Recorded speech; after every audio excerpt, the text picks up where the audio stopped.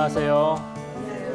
예, 성부와 성자와 성령의 이름으로 아멘. 일주일 동안 잘 지내셨어요? 네. 고맙습니다. 이제 목소리가 많이 커지셨네요. 자, 우리는 지난 시간에 이제 지난 시간부터 준비 운동을 다 끝내고 이제 본론을 시작했습니다. 그래서 우리가 지금 이 사는 세계와 공간적으로나 시간적으로 굉장히 먼 나라 이야기를 시작했어요. 그런 얘기를 하기를 시작했어요. 그 나라는 시간적으로나 공간적으로도 멀지만 문화적으로나 종교적으로나 언어적으로는 훨씬 더 먼, 아주 상상하기도 힘든 그런 세계였습니다. 그 시대에, 인류 최초의 시대에 사람들은 신을 하늘이라고 생각했어요. 수메르의 하늘신은 선과 악을 관장하는 최고신이었고 모든 신들의 아버지였고 그리고 모든 권력을 지정해주는 큰 역할을 하던 신이었습니다. 그런데 그 신은 시대가 바뀌면서 역시 우리 하느님을 제외하면 영원한 신은 없는 것 같아요. 사람들의 시대가 바뀌면서 그 신은 물러나고 다른 신들한테 자리를 내어주고 말았어요. 그래서 우리는 그 내어주는 계보를 아주 잠깐 들여다보았습니다. 그렇지만 고대 근동 세계는 우리가 생각했던 것보다도 훨씬 넓은 세계였습니다. 그래서 히타이트와 우가릿, 그리고 북서세머 쓰는 지역과 그리고 남부세머, 이집트에서는 또 그렇게 하늘신이 그렇게 큰 역할을 하지를 못했어요. 그런 최고신이 아니었던 거죠. 한 중간 정도 되는 신이었어요. 그 세계 안에서도 큰 다양성이 있는데 이걸 우리가 놓치면 안 됩니다. 자, 이렇게 다양한 하늘 개념이 고대 이스라엘은 조그만 교통의 요충지에 있는 아주 조그만 나라였는데 동쪽에서는 신을 그렇게 최고신으로 하늘신을 모시고 이집트에서는 또 별신이 아니고 또 자기네 비슷한 언어권에서는 좀 이렇게 맹세의 대상이나 뭐 이렇게 몇 가지로만 제물을 받는 그런 용도로만 쓰이는 그런 상황에서 고대 이스라엘인들은 아주 독특한 신앙을 갖고 있었거든요. 근데 그 독특한 신앙을 바탕으로 해서 과연 구약 성경에서 하늘이 어떤 존재로 나오는가 하는 것을 이번 시간에 알아보고요. 그리고 이제 그런 것을 우리가 탈신화라는 개념으로 부를 수가 있는데 그 탈신화는 어떤 개념인가 하는 것을 이번 시간에 여러분들한테 또 천천히 말씀드리도록 하겠습니다. 오늘은 볼 글자가 히브리어 하나밖에 없어요. 이제 샤마임이라는 글자만 보면 되는데요. 이거를 샤마임이라고 읽는데요. 히브리어로 하늘을 뜻하는 말이에요. 하늘. 한번 따라해 보실까요? 샤마임. 예, 이게 하늘입니다. 이제 어디 가셔서 히브리어로 하늘은 이제 아시는 거예요, 여러분. 샤마임 배우셨으니까. 특이하게도 이 말은 언제나 복수형으로만 쓰여요. 플로랄레 탄툼이라고 이제 전문용어로는 얘기하는데 하늘이 왜 복수형일까? 하늘이 여러 개라는 말이잖아요. 복수형이라는 말은. 하늘이 여러 개란 말이냐면은 맞아요. 하늘을 여러 개라고 생각을 했어요. 고대 근동 사람들은 하늘이 여러 겹으로 되어 있다고 생각을 했어요. 그래서 우리가 보는 저 하늘, 우리가 이제 보는 그 퍼런 하늘 있죠? 그 퍼런 하늘이 물로 가득 차 있다고 생각을 했어요. 왜냐하면 하늘이 왜 파랄까요? 물로 차 있으니까. 바다가 파랗잖아요. 그렇게 생각을 했어요. 신화적으로. 창세기에 보면은 물을 반으로 갈라서 궁창을 만드시는데 위쪽 물이 하늘이고 아래쪽 물이 이제 바다가 된 것이죠.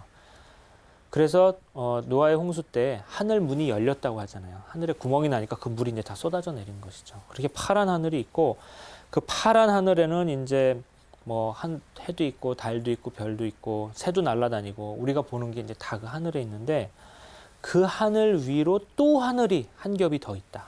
근데 거기에는 신들이 산다라고 생각을 했고요. 그 위로 또 겹의 하늘이 있고 거기에는 더 높은 신들이 산다. 이렇게 생각을 했어요. 그래서 가장 높은 하늘에는 누구가 사냐면 최고신이 사시는 거죠. 그러니까 높이 올라갈수록 이 지상의 속세에서 멀어질수록 더 높으시고 더 거룩하시고 더 큰 신이 사신다. 이렇게 생각을 했던 거예요. 그래서 하늘을 복수형으로 쓴 것입니다. 흥미롭게도 히브리어뿐 아니라 아카드어, 아람어, 우가리더 등 다른 세머에서도 똑같은 샤마이라는 단어를 아카드에서 샤무라고 했었죠. 그 똑같은 어근의 낱말을 언제나 복수형으로만 써요. 그러니까 고대 근동 세계에 거의 모두 하늘을 복수형으로 생각했던 거예요. 즉 낱말의 형태가 같으니까 그 같은 형태로부터 이 사람들이 공통된 세계관을 가졌구나. 공통된 신화적 세계를 공유했구나 하는 걸 우리가 알 수 있는 거죠. 이런 때 그 낱말의 형태는 증거가 됩니다. 그 공통적인 왜 복수형으로 썼나? 똑같은 세계관을 갖고 있었으니까죠. 하늘을 뜻하는 히브리어 샤마임 이 단어는 구약 성경에 무려 420번 이상 나와요. 그러니까 이 단어를 연구하려면 429절을 다 추려가지고 하나하나 연구를 해야 되는 것이죠. 오래 걸리겠죠. 그런데 거의 대부분 신으로 안 나와요. 어떻게 나오냐면은 공간으로 나와요. 하늘은 공간이다 하는 것이죠. 해와 달과 별이 있고 새들이 훨훨 나는 저 비어있는 곳, 궁창 같은 곳으로 나옵니다. 하늘이 어떤 신적 존재를 나타내는 것으로는 매우 드물고 그것도 유배 이전 문서에서는 아예 인격적 요소마저도 배제되는데 이런 하늘은 고대 근동에 우리가 아까 저번 시간에 봤던 것과 비교해 보면 굉장히 좀 특이한 것입니다. 이거를 그 당시 사회를 여러분이 한번 머릿속에 떠올려 보신다면 정말 참 흥미롭다라고 생각하실 수 있을 겁니다. 수메르 시대부터 고바빌론 시대까지 최고 신의 이름은 그 지역뿐이 아니라 그 지역 근처에 사는 사람들도 다 알고 있었을 거예요. 하늘신의 의미는 그렇지만 조그만 나라 이스라엘에서는 싹 빠져버렸어요. 탈색된 거죠. 빨래 빨듯이 싹 빠져버린 거죠. 이렇게 탈신화된 하늘은 유배 이전 본문에서 계속 강조하지만 두드러지는데 이 시기에 이스라엘은 아시리아 제국의 위협에 상당히 노출되어 있었거든요. 맨날 위협받고 그랬는데 이런 종교적인 영향이 크게 드러나지 않는다. 문화적으로나 경제적으로나 군사적으로 크게 위협받고 크게 휘둘렸는데 이런 종교적인 영향이 안 나온다 하는 건 이유를 한 두 가지 정도로 생각해 볼 수 있는데 첫 번째는 북서세머 지역에서 원래 이스라엘도 나왔으니까 자기네 토착적인 영향을 받았다 이렇게 볼 수 있고 두 번째로는 토착적인 영향도 있겠지만 고대 이스라엘의 신학자 집단이 혹시 의식적으로 하늘이 신이 될 만한 표현들을 조심스럽게 삭제하거나 넣지 않은 것 아닌가 처음부터 이렇게 생각해 볼 수 있습니다. 그거를 우리가 조금 하나하나 들여다보도록 하겠습니다. 구약 성경에서 1차적으로 하늘은 공간일 뿐입니다. 하느님은 하늘에 계시죠. 하늘이 하느님이 아니라 하느님은 하늘에 계시는 분이다. 이렇게 표현을 하는 겁니다. 시편 2장 4절에 보면은 이런 표현이 있어요. 잘 들어보세요. 하느님을 어떻게 표현하냐면 하늘에 좌정하신 분께서 웃으신다. 하늘에 계신 분, 하늘에 탁 앉아 계신 분을 하느님으로 표현하는 것이죠.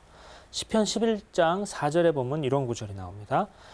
주님께서는 당신의 거룩한 궁전에 계시고 주님의 옥좌는 하늘에 있어 그분 눈은 살피시고 그분 눈동자는 사람들을 가려내신다. 하느님은 하늘에 딱 계셔서 사람들을 모두 다 찬찬하게 보시는 분이시다 하는 것을 표현하고 있는 거죠.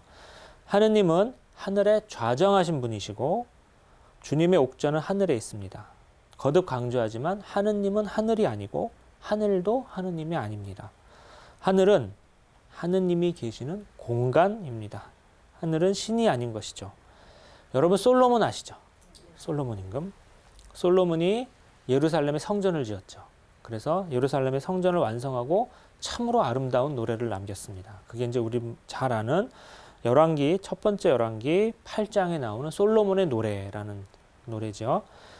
솔로몬은 뭐로 유명하죠? 지혜로 유명하죠. 그리고 솔로몬은 노래로도 유명하죠. 시편으로도. 그리고 그가 이렇게 지금 노래를 잘 짓는 그런 임금인데 주님의 성전을 짓고 부른 노래의 일부를 제가 여러분들 앞에서 알려드리겠습니다. 솔로몬의 노래에서 하늘과 관련된 구절을 제가 하나, 둘, 셋, 넷, 다섯, 여섯, 7개를 추려봤습니다. 이렇게 얘기합니다. 솔로몬이 이제 하늘에 대고 기도하는 건데요.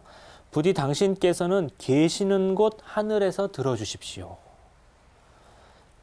30절, 32절에서는 당신께서는 하늘에서 들으시고 행동하시어 이렇게 표현하고요. 34절은 당신께서는 하늘에서 들으시고 당신 백성 이스라엘의 죄를 용서하시어. 당신께서는 하늘에서 들으시고 36절. 당신께서는 계시는 곳 하늘에서 들으시고 43절. 당신께서는 하늘에서 그들의 기도와 간청을 들으시고 45절. 당신께서는 계시는 곳 하늘에서 그들의 기도와 간청을 들으시고 49절. 굉장히 재밌는데요. 솔로몬은 이 기도에서 단 한 번도 하늘이여 제발 들어주소서 이런 말 절대 안 해요. 하늘이여 저희를 용서해 주소서 이런 말도 한 번도 안 해요. 꼬박꼬박 정말 한 번도 없이 한 번의 예외도 없이 7번 모두 하늘에서라고 꼬박꼬박 얘기합니다. 마치 의도적으로 어떤 표현을 쓰려는 것 같아요. 신중한 것 같아요. 하늘에서 장소를 나타내는 히브리어 전치사, 영어의 in에 해당하는 뭐뭐에라는 해당하는 버라는 말을 한 번도 빼놓지 않아요. 즉 하늘은 장소일 뿐이고요. 솔로몬의 기도같이 훌륭한 기도에서 고정되고 반복된 이런 표현은 당시에 어떤 국제 정서를 볼 때 굉장히 놀라운 일이에요. 게다가 솔로몬이 누굽니까? 솔로몬이 대표적으로 이스라엘의 외교에 힘쓴 사람이잖아요. 그리고 그의 외교 정책은 주로 결혼하는 것이었죠. 외국의 신부들을 많이 데려다가 그 신부의 나라가 이제 강한 나라면 그 강한 나라와 잘 지내고 또 약한 나라면은 또 자기 밑에 두고 이런 식으로 자기 신부를 많이 데려온 나라는 혼인 외교로 이스라엘의 대외 관계를 튼튼하게 하려고 노력한 임금이죠. 그런데 그의 그 혼인 외교 정책은 부강한 나라를 만드는 데는 도움이 된 것 같아요. 하지만 부작용도 있었죠. 그렇죠? 외국의 신부들이 자기네 고향에 그래도 내가 이 나라 왕비인데, 그렇죠? 둘째, 셋째 부인이 되었지만 나는 그래도 왕비인데 하면서 자기네 고향의 종교, 고향의 문화를 갖고 들어왔어요. 그래서 결과적으로 나라는 부강해졌지만 그 외국의 종교가 이스라엘에 퍼지는 효과를, 그런 결과를 낳고 말았습니다. 물론 의도하지 않았겠지만 결과적으로 그는 이스라엘의 이민족의 종교를 퍼뜨린 주역이 되고 말았습니다. 그래서 후대에 결과적으로 야훼 신앙이 흐트러지는데 우리 야훼 믿는 하느님 백성 안에서 왜 이렇게 이방 종교들이 판을 치는가라고 했을 때 그때 솔로몬이 데려온 그 부인들이 씨를 뿌렸던 것이다 라고 사람들이 후대에 많이 이야기를 하게 되었어요. 그래서 느헤미야서 13장 26절에 보면 솔로몬의 죄라고 하는 표현이 나와요. 솔로몬의 죄가 뭐냐? 외국 신부들을 많이 끌어들여서 결과적으로 이스라엘의 유일신 신앙을 좀 흐트러지게 한 죄다 하는 것이죠. 그런데 후대에 그런 결과를 낳았을지는 몰라도 솔로몬의 이 기도를 보면은 외국신, 특히 강한 하늘신이 도저히 옳지 못하도록 굉장히 애쓴 흔적들을 우리가 볼 수 있거든요. 그런 면에서 그 자신의 신앙은 야훼 신앙에서 일탈하지 않았다고 볼 수도 있습니다. 어쨌든 솔로몬에 대한 것과 달리 하늘은 구약 성경에서 장소로서만 나옵니다. 이따금 하늘은 구름하고 병행하기도 해요. 하느님이 하늘을 타신다 이런 표현이 있거든요. 즉 하늘에 계신다는 표현이죠. 근데 구름을 타신다는 표현도 있어요. 자주 나와요. 시편에도 자주 나오고 예레미야서도 나오고 욥기에도 나오는데 자세한 건 이제 책을 보세요. 이를테면 하느님 호칭 가운데 구름을 타시는 분이라는 호칭이 있어요. 그런데 구름을 타시는 분 옆에는 하늘을 타시는 분이라고 바로 밑이나 바로 위에 나오기도 해요. 비슷한 표현이죠. 신명기에 이런 표현함 33장 26절에 그분께서는 너를 도우시러 하늘을 타고 오시며 당신의 권능과 함께 구름을 타고 오신다. 시편 68장 34절에는 태초에 하늘을 타고 달리시는 분께, 마치 하늘이 하느님이 계시는 의자, 옥자 아니면 하느님이 타시는 무슨 자가용처럼 그냥 물건이나 장소인 것이죠. 주님께서 빠른 구름을 타시고 이집트로 가신다. 이사야서 19장 1절. 자, 이런 표현에 대해서 우리가 하나하나 더 볼 수 있겠지만 어쨌든 하늘을 타신다라고 할 때 그 하늘은 이렇게 탈신화된 신화적인 얘기가 탈신화 좀 이따 볼 거예요. 그런 신화적인 의미가 없어진 그런 것이다. 그래서 여러분이 하느님이 구름을 타신다 그럴 때 마치 하느님이 손오공처럼 구름 타고 다니시는 그런 존재다 이렇게 생각하시면 안 되고 그게 다 하늘을 얘기하려고 했던 거라는 걸 아시면 되겠습니다. 이 밖에도 구약 성경에는 하늘에 혹시 인격이 있다고, 하늘이 듣는다, 하늘이 말을 한다, 하늘이 나를 위해서 신경을 써준다, 이런 표현이 혹시라도 있을까봐 그런 표현을 다른 말로 돌려서 하는 표현들을 우리가 많이 볼 수 있습니다. 어쨌든 하늘이 신이 될까봐 걱정하는 것 같아요. 그런 표현을 조금이라도 줄까봐. 여러분이 잘 아시는 이야기 중에 아브라함과 이삭 이야기 알죠? 아브라함이 나이 100살의 아들 이삭을 얻었죠. 그분은 이제 울에서 나올 때 이미 나이 70살이었죠. 하느님은 아브라함의 믿음을 시험해 보시려고 굉장히 늙음하게 난 귀한 아들을 바쳐라 라고 하셨죠. 그러니까 아브라함은 뜻밖에도 순종을 했죠. 이제 놀라운 믿음이었죠. 그래서 그는 외아들 이삭마저 하느님한테 바치리라. 그래서 이제 그 믿음이 드러나는 그 이야기의 클라이맥스, 딱 이삭을 바치려고 하는 순간 어떻게 했어요? 그렇죠. 아브라함 믿음이 바로 드러나는 그 순간에 하늘에서 천사가 내려와서 목소리가 들려왔어요. 그럴 때 바로 그 순간에도 하늘이 말을 했다, 이런 표현 안 써요. 하늘이 그의 손을 잡아주었다, 이런 표현도 안 써요. 대신에 창세기의 저자는 2번이나 하늘에서 주님의 천사가 말했다, 반드시 이렇게 써요. 제가 창세기 22장에 몇 구절을 읽어드릴게요. 아브라함이 손을 뻗쳐 이제 칼을 잡고 딱 클라이맥스 그 순간이죠. 아들을 죽이려고 하였다. 그때 주님의 천사가 하늘에서 아브라함아 아브라함아 하고 그를 불렀다, 이렇게 나오고요. 조금 더 내려가면 주님의 천사가 하늘에서 2번째로 아브라함을 불러 말하였다. 똑같이 하늘에서 주님의 천사가 말한 것이죠. 예, 그 뒷구절은 나는 나 자신을 걸고 맹세한다. 주님의 말씀이다. 내가 이 일을 하였으니 곧 너의 아들, 너의 외아들까지 아끼지 않았으니 나는 너에게 한껏 복을 내리고 내 후손이 하늘의 별처럼 바닷가의 모래처럼 한껏 번성하게 해주겠다. 이렇게 쭉 또 이제 아브라함의 축복을 얘기해 주죠. 그때 우리가 이제 눈여겨볼 것은 지금 하늘에서 천사가 말했다는 것이죠. 이처럼 구약 성경의 저자는 하늘이 인격화되는 표현을 삼가합니다. 고대 근동의 종교심을 고려할 때 인격화된 하늘이 말을 했다, 하늘이 들어줬다, 하늘이 우리한테 뭘 해줬다라고 얘기하면 곧 하늘은 신격화되거든요. 그렇게 해주는 신이 되어버리니까 아예 인격화되는 단계부터 막아버린 것 같아요. 그래서 하늘이 말씀하셨다 대신에 하늘에서 하느님이 말씀하셨다, 그리고 정확히 표현하는 것을 선호합니다. 같은 이유로 하늘이 심판한다 이렇게 이해하지 않고 당신께서 하늘로부터 심판을 선포하신다, 이런 식으로 표현합니다. 시편 76장 9절입니다. 이렇게 하늘을 장소로 이해한 까닭은 하늘이 하느님의 피조물이기 때문이죠. 신이 아니라. 하느님의 명령으로 하늘은 열리기도 하고 닫히기도 합니다. 그래서 하늘을 창조하신 분, 하느님이 하늘을 열고 닫으신다, 하느님이 하늘을 어떻게 하신다는 표현은 구약성에 굉장히 많이 나와요. 이렇게 굉장히 하늘이 어떤 피조물이나 장소나 이런 걸로 많이 나오는데 거의 한 번도 하늘이 뭘 하였다라는 거 안 나오는 거 보면 분명히 어떻게 좀 이렇게 고대 이스라엘의 신학자들이 신경을 거기에 쓴 것 같아요. 우리가 그렇게 추측해 볼 수 있는 것이죠. 유배 이전 본문에서 이렇게 철저히 하늘이 공간으로만 쓰인 것은 당시 국제적인 상황을 고려할 때 매우 놀라운 일입니다. 이스라엘은 다시 한번 생각해 보세요. 주변국과 활발히 교류했어요. 종교적으로도 활발히 교류했어요. 고대 메소포타미아 문명은 지속적으로 이스라엘에 위협을 가하고 영향을 끼쳤습니다. 그런데 하늘신이 최고신이라는 흔적조차 구약 성경에서는 발견하기 힘듭니다. 그 이유는 우리가 2가지로 볼 수 있습니다. 첫째는 고대 이스라엘이 속한 북서셈족의 종교적인 토착 종교의 영향이죠. 북서세머를 사용하는 그 지역에서는 기본적으로 하늘이 한 최고신이 아니었기 때문에 이렇게 장소로 말하기가 비교적 쉬웠을 것 같습니다. 그러나 아까 잠깐 얘기했듯이 그래도 신으로는 나오거든요. 아까 말했듯이 제모를 받는 대상으로도 나오고 맹세의 대상으로도 나오고, 근데 그런 것들도 안 나오는 걸로 봐서는 역시 2번째 이유, 곧 구약 성경을 썼던 고대 이스라엘의 신학자들이 의식적으로 어떤 일을 했다, 탈신화했다라는 것이죠.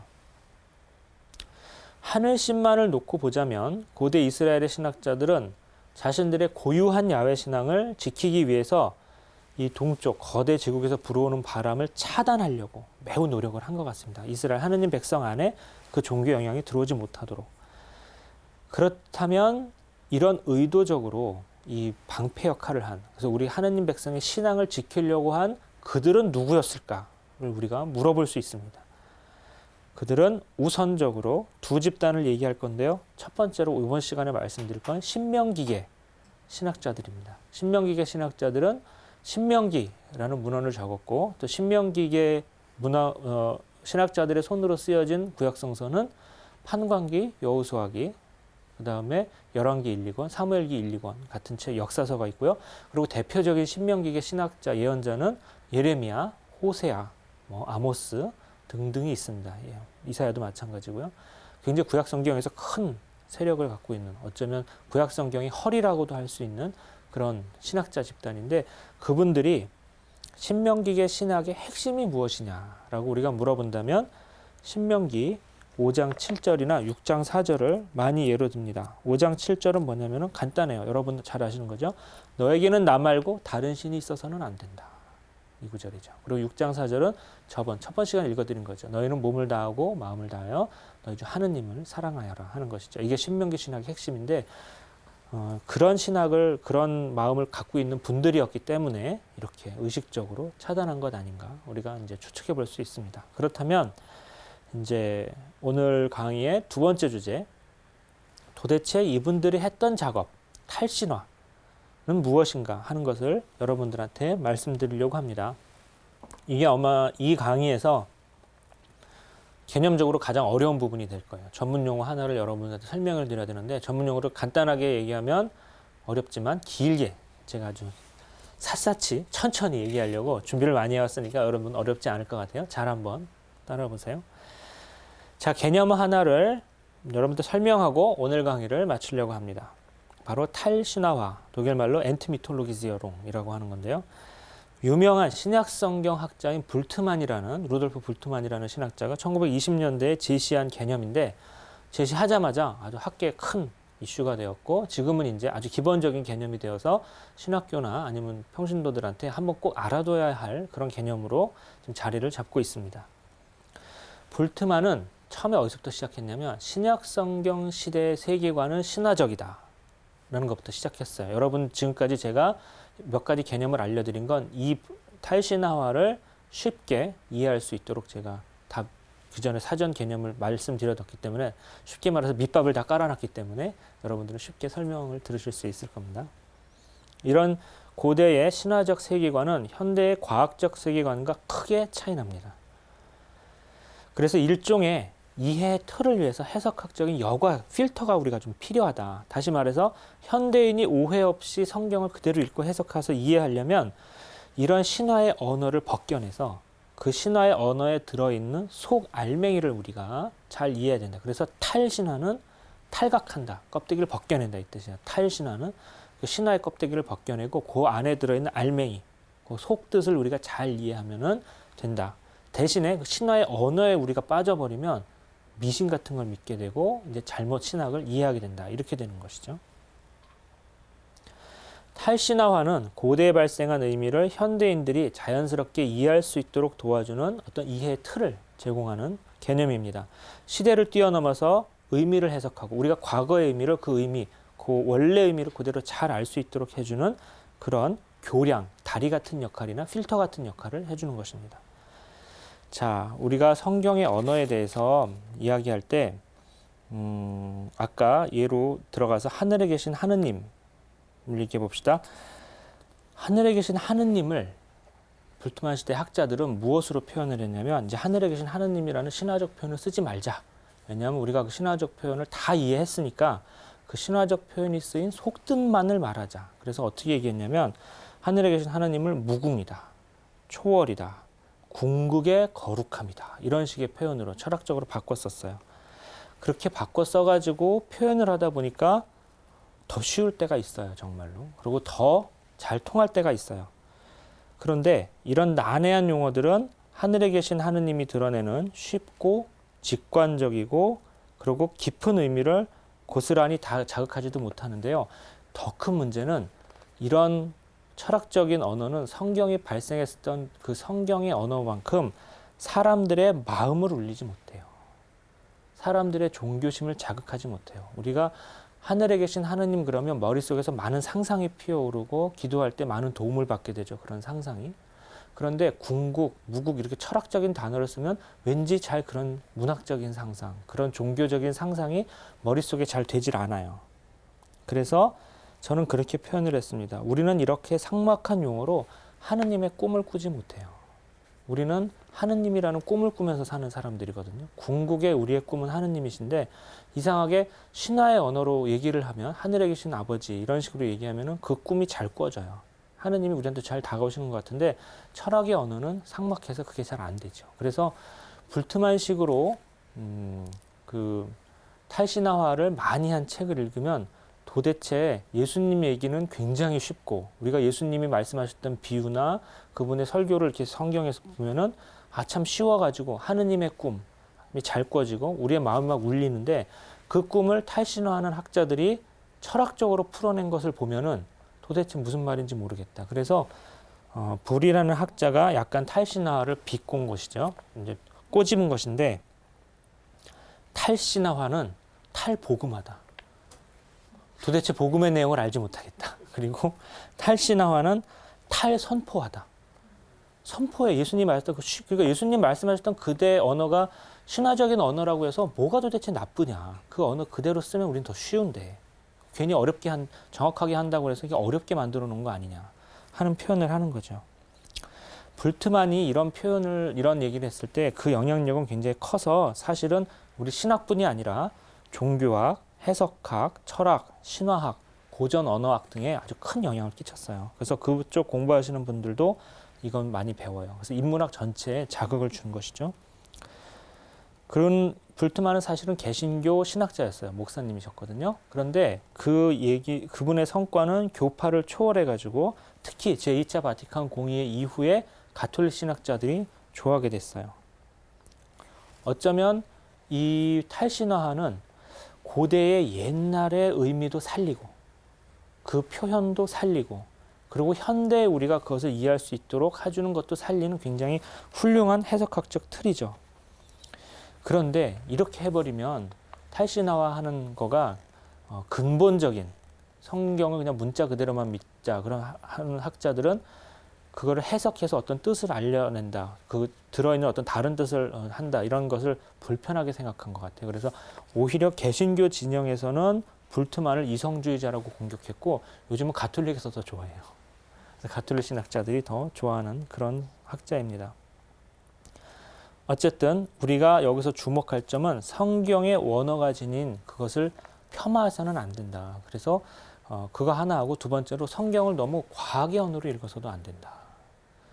창세기 1장 얘기는 제가 다시 한번 얘기하겠지만 제가 독일이 이성의 나라잖아요. 철학의 나라고 신학의 나라인데 제가 독일 유학 중에 궁금해가지고 도대체 얘네들은 주일학교에서 창세기 1장을 어떻게 가르치나. 그때가 한창 한국에서 창조신학회니 뭐니 창세기 1장을 막 이렇게 얘기할 때였거든요.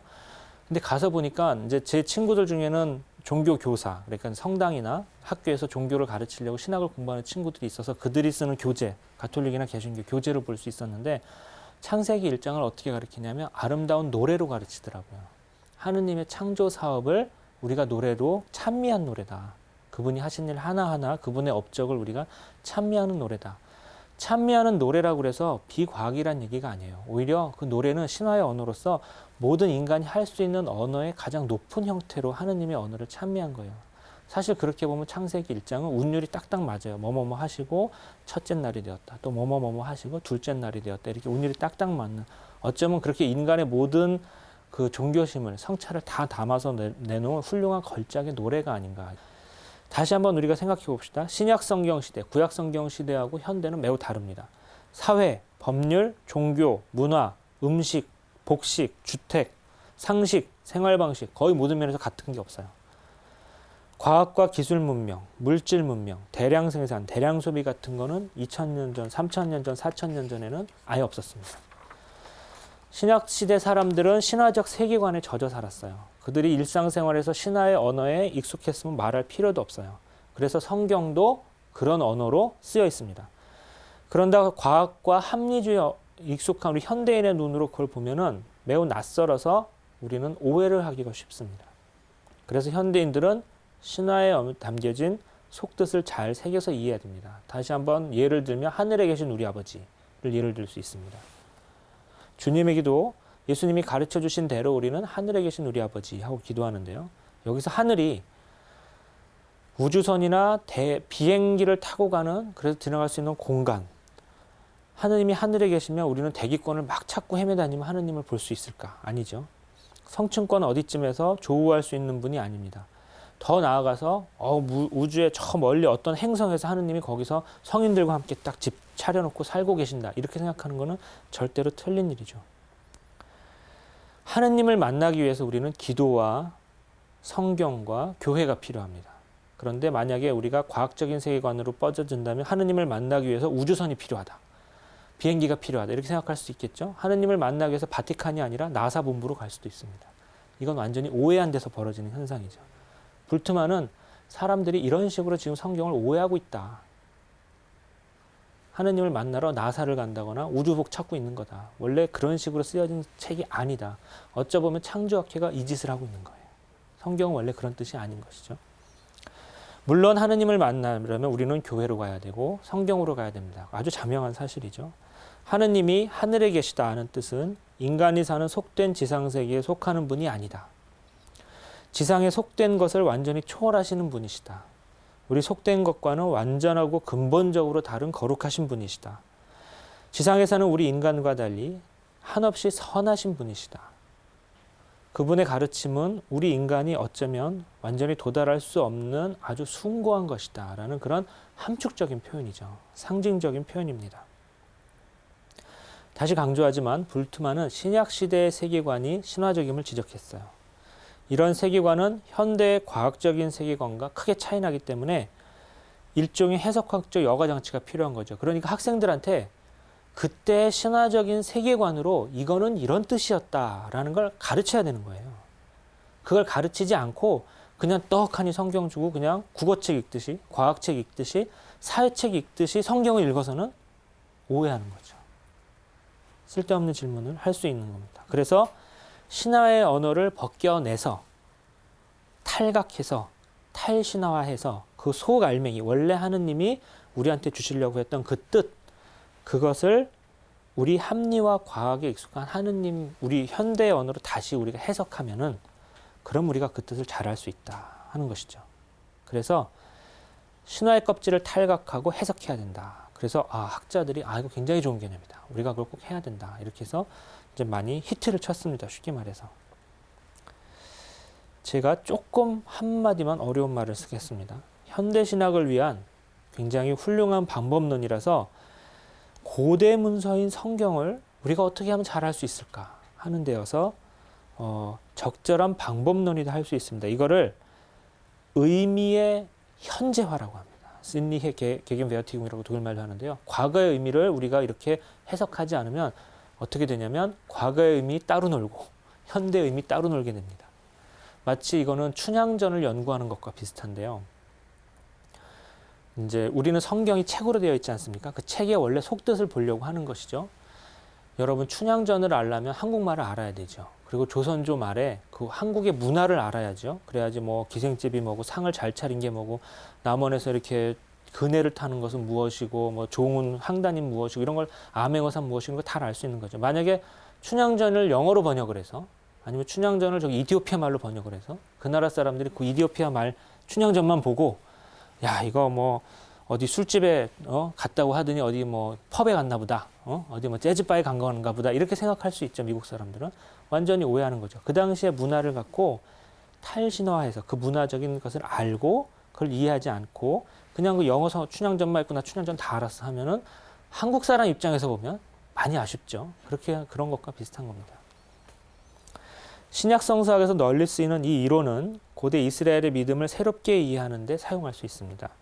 유일신 신앙이라는 독특한 믿음을 보존한 고대 이스라엘은 주변 강대국의 문화에서 많은 요소를 받아들였지만 이 탈신화라는 게 고대 이스라엘 사람들도 어쩜 했다는 거예요. 그 당시에 교류를 하면서 그 당시에 다른 나라 사람들 활발하게 교류하면서 다른 나라 종교를 받아들였지만 그 아누 종교 아니면 수메르 종교의 외피를 벗겨내어서 야훼 신앙 안으로 받아들였다는 거죠. 그래서 이거를 구약 성경에 한번 적용시켜서 지금 여러분들 설명을 드려보는 겁니다.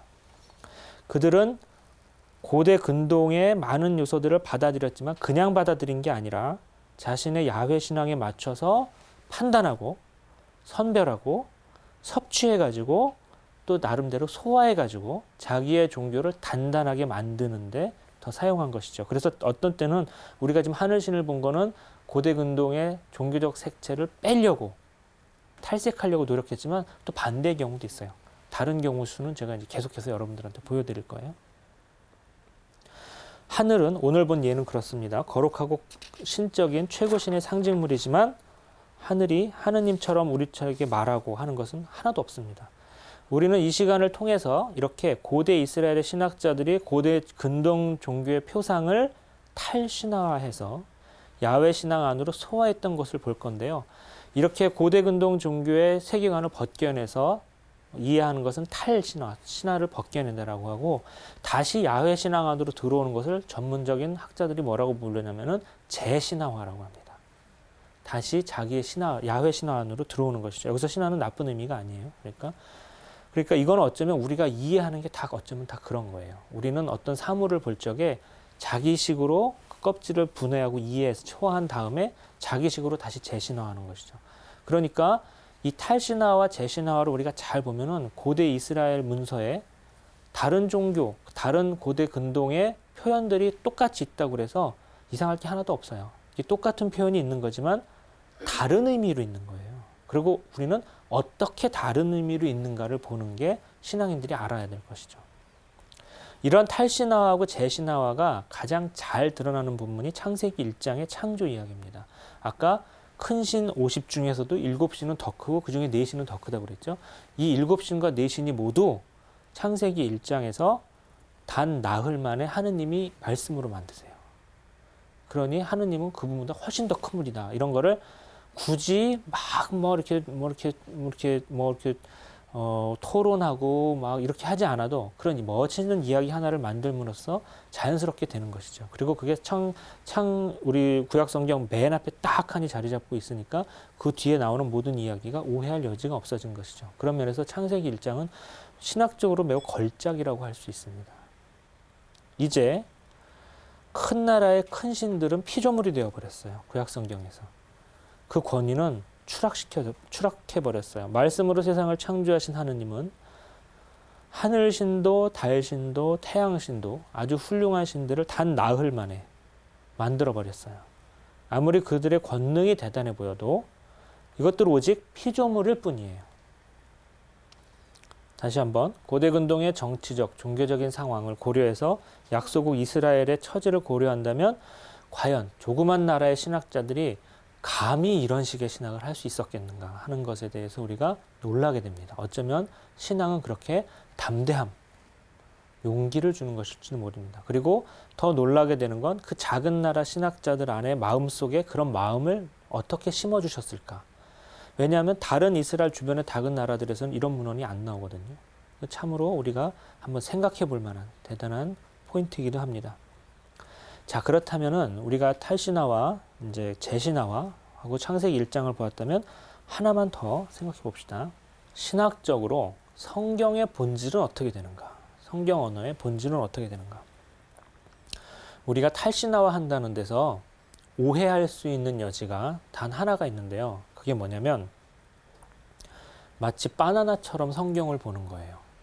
그러니까 신화적인 표시를 벗겨버리고 바나나 껍질 버리지 그 안에 우리가 속살만 먹으면 된다. 그러면 그 바나나는 버리게 되는 거죠. 이렇게 생각하시면 안 돼요. 이게 처음에 불트만을 오해했던 사람들이 많이 했던 얘기입니다.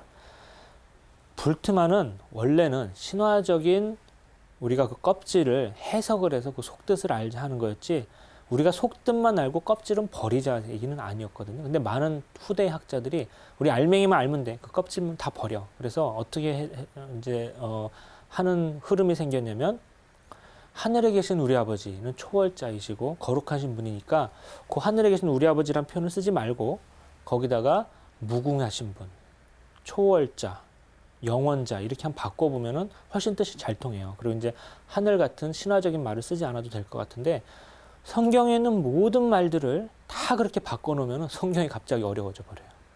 철학적이 돼 버려요. 어려운 개념이 막 난무해요. 그러니까 이거 탈신화화 한다고 하더니 그 학자들의 책을 읽으면 어렵다. 우리한테 의미를 전달해 준다고 한다고 하는 일이었는데 오히려 의미를 어렵게 만들어 버렸다. 왜냐하면 성경에 있는 그 신화적인 표현들은 쉬워요. 예수님의 비유도 쉽고. 그래서 그 껍질을 버리기만 해서는 안 되는 거구나. 그 껍질의 언어도 하느님이 주의 깊게 고른 언어이시구나. 그래서 5,000년 이렇게 지난 지금도 우리가 그걸 보면은 쉽게 이해할 수 있게.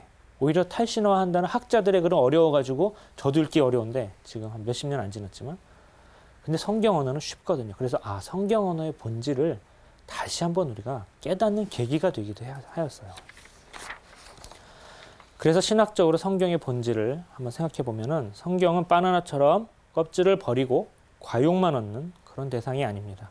오히려 성경은 양파 같은 거예요. 껍질하고 과육의 경계가 분명하지 않아서 어디까지 껍질이라서 다 버리고 어디까지 과육만 먹자 이런 게 아니라 그냥 다 한 덩어리인. 그래서 그 자체를 다 섭취해야 되는 거예요. 성경은.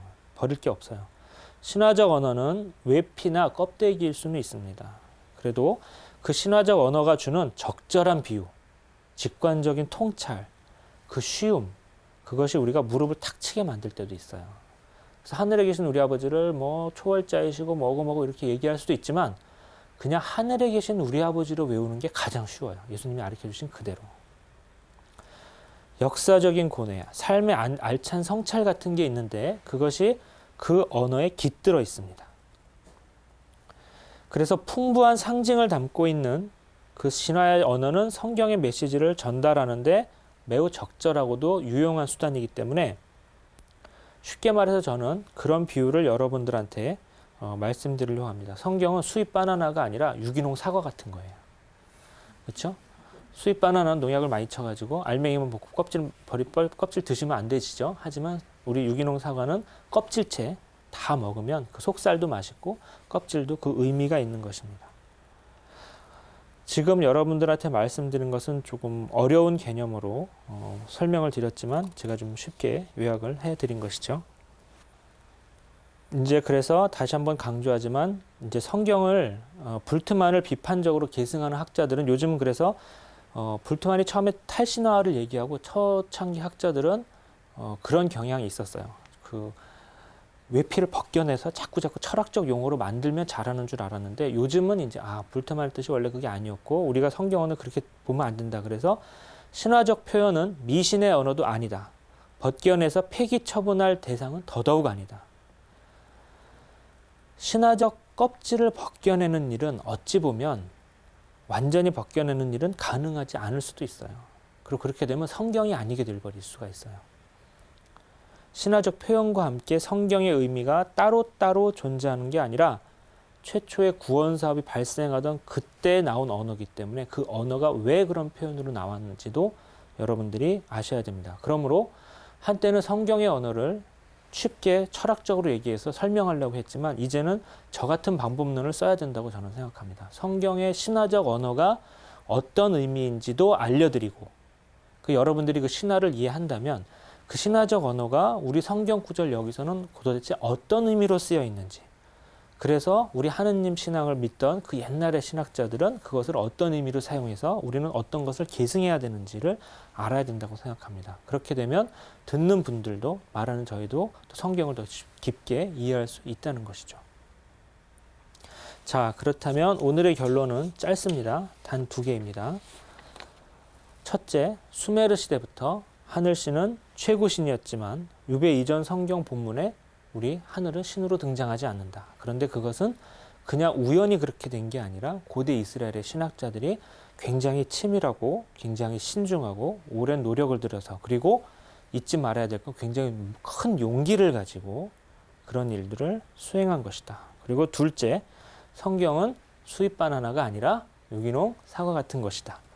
그래서 껍질을 버리고 알맹이만 드시지 마시고 껍질째 다 드시면 우리 영육간에 큰 도움이 되는 문서다 하는 것입니다. 오늘은 여기까지 하겠습니다. 감사합니다.